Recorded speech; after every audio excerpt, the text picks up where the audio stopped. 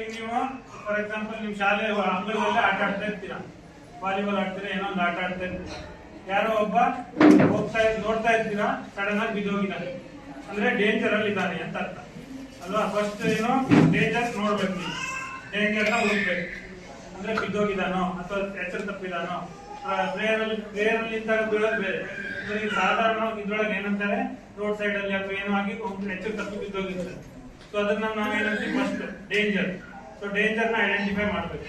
Next ಹೋಗಿ ನೋಡ್ಬೇಕು ಕೆಲವೊಂದ್ಸತಿ response. R ಅಂದ್ರೆ ರೆಸ್ಪಾನ್ಸ್. ಹತ್ರ ಹೋಗಿ ನಾವು ಅವನು ರೆಸ್ಪಾನ್ಸ್ ಹೇಗಿದೆ ಅವನು ಅಲ್ಲಾಡ್ಸ್ಬೇಕು. ಯಾರೊಬ್ಬ ಬಿದ್ದಿರ್ತಾನೆ ಅನ್ಕೊಳ್ಳಿ, ಎದ್ದೇಳು ಎದ್ದೇಳು ಅಂತ. ಕೆಲವೊಂದ್ಸತಿ ಏನಾಗಿರ್ತದೆ, ಈಗ ನೀವು ಪ್ರೇಯರ್ ಅಲ್ಲಿ ನಿಂತಾಗ ಸಡನ್ ಆಗಿ ಬಿದ್ದೋಗಿರ್ತೀರ, ಅದು ಏನಂತಾರೆ ಏನೂ ಆಗಿರಲ್ಲ, ಬೆಳಗ್ಗೆ ತಿಂಡಿ ತಿಂದು ಹೋಗಿರಲ್ಲ, ಅದಕ್ಕೆ ಶುಗರ್ ಕಡಿಮೆ ಆಗಿರುತ್ತೆ, ಬಿದ್ದೋಗ್ತೀರ. ಅವಾಗ ಅವ್ರು ಎಬ್ಸಿದ್ರೆ ಎದ್ದೇಳ್ತಾನೆ, ಅಂತವ್ರಿಗೆ CPR ಬೇಕಾಗಲ್ಲ ಅಲ್ವಾ. ಸೊ ಯಾರಿಗೆ CPR ಬೇಕು, ಹಾರ್ಟ್ ಅಥವಾ ರೆಸ್ಪಿರೇಷನ್ ಇಂಥವರಿಗೆ CPR ಬೇಕು. ಸೊ ಎರಡನೇ ಏನ್ ಮಾಡ್ತೀರಾ, ಫಸ್ಟ್ ಡೇಂಜರ್ ಅಂತ ನೋಡಿದ್ರಿ, ಎರಡನೇದು ಹೋಗಿ ರೆಸ್ಪಾನ್ಸ್. ಅವನ್ನ ಅಲ್ಲಾಡಿಸಿ ನೋಡ್ಬೇಕು, ಅವ್ನು ಎದ್ದೇಳ್ತಿದ್ದಾನೆ, ಚೆನ್ನಾಗಿ ಎದ್ದು ಕೂತ್ಕೊಂಡ. ಬೀಳಕ್ ಸಾವಿರ ಕಾರಣ ಇರುತ್ತೆ ಅಲ್ವಾ.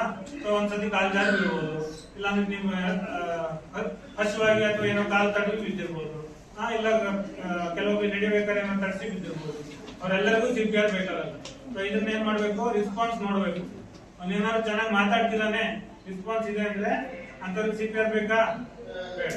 So next S. ಸೊ ಇದು ಏನಂದ್ರೆ ಎಸ್ ಅಂದ್ರೆ ಶೌಟ್ ಫಾರ್ ಹೆಲ್ಪ್. ಯಾವಾಗ್ಲೇ ಇರ್ಲಿ, ಇದು ಏನಂತಾರೆ, ಈ ಕೆಲಸ ಇರೋದು ಟೀಮ್ ಕೆಲಸ, ಟೀಮ್ ವರ್ಕ್ ಅಂತ ಕರಿತೀವಿ. ಒಬ್ಬರೇ ಮಾಡಿ ಹೀರೋ ಆಗಕ್ಕಾಗಲ್ಲ, ಒಬ್ಬರ ಸಾಧ್ಯನೂ ಇಲ್ಲ. ಸೊ ಏನ್ ಮಾಡ್ಬೇಕು, ಆತರ ಇನ್ಸಿಡೆಂಟ್ ಕಾಣಿಸ್ತು. ಸೊ ಫಸ್ಟ್ ಡೇಂಜರ್ ಯಾರೋ ಒಬ್ಬ ಬಿದ್ದಿದ್ದಾನೆ, ಅವಾಗ ರೆಸ್ಪಾನ್ಸ್ ನೋಡಿದ್ದೀರಾ, ಅವ್ನು ಎದ್ದು ಕೂತ್ನ, ಅವ್ರು ಚೆನ್ನಾಗಿ ಮಾತಾಡ್ಸಿ ಏನಾಗಿತ್ತು ಅಂತ ಕೇಳಿ ಕಳ್ಸೋದು.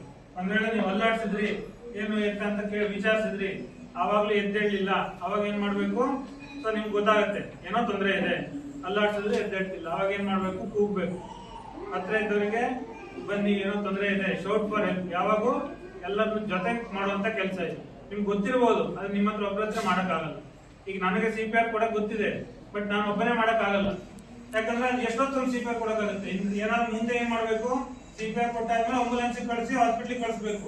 CPR ಮಾಡಿ ಅವ್ನು ಎದ್ದು ಕೂರಿಸಿ ನಡೆಯೋ ತರ ಮಾಡಕ್ ಆಗಲ್ಲ, ಅದನ್ನ ಏನ್ ಬಿಟ್ಕೋಬೇಕು ಆಯ್ತಾ. ಸೊ ನೆಕ್ಸ್ಟ್ ಏನ್ ಮಾಡ್ಬೇಕು, ಶೌಟ್ ಫಾರ್ ಹೆಲ್ಪ್. ಒಂದ್ ವೇಳೆ ನಿಮ್ಮ ಹತ್ರ ಮೊಬೈಲ್ ಇತ್ತು ಅಥವಾ ಏನೋ ಇತ್ತು ಅಂದ್ರೆ ಇಮಿಡಿಯೇಟ್ ಆಗಿ ಹಾಸ್ಪಿಟ್ಲಿಗೆ ಅಥವಾ 108 ಆಂಬುಲೆನ್ಸ್ ಗೆ ಕಾಲ್ ಮಾಡಿ ಈ ತರ ಒಬ್ಬ ವ್ಯಕ್ತಿ ಇದ್ದಾನೆ ಬನ್ನಿ ಅಂತ ಹೇಳ್ಬೇಕು ಆಯ್ತಾ. ಇದು ನಿಮ್ CPR ಗೊತ್ತಿರ್ಲಿ ಗೊತ್ತಿಲ್ಲದೆ ಇರ್ಲಿ, ಎಲ್ಲರೂ ತಿಳ್ಕೊಂಡಿರ್ಬೇಕಾದಂತ ಕೆಲಸ ಆಯ್ತಾ. ಇದೇನಂತಾರೆ, ಒಂಥರ ಸೋಷಿಯಲ್ ಸರ್ವಿಸ್ ತರ ಇದೆ.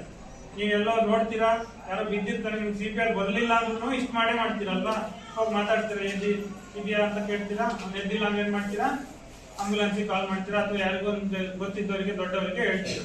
Same DRS, doctor ABC. Next air way ಅಂತ ಕರಿತೀವಿ.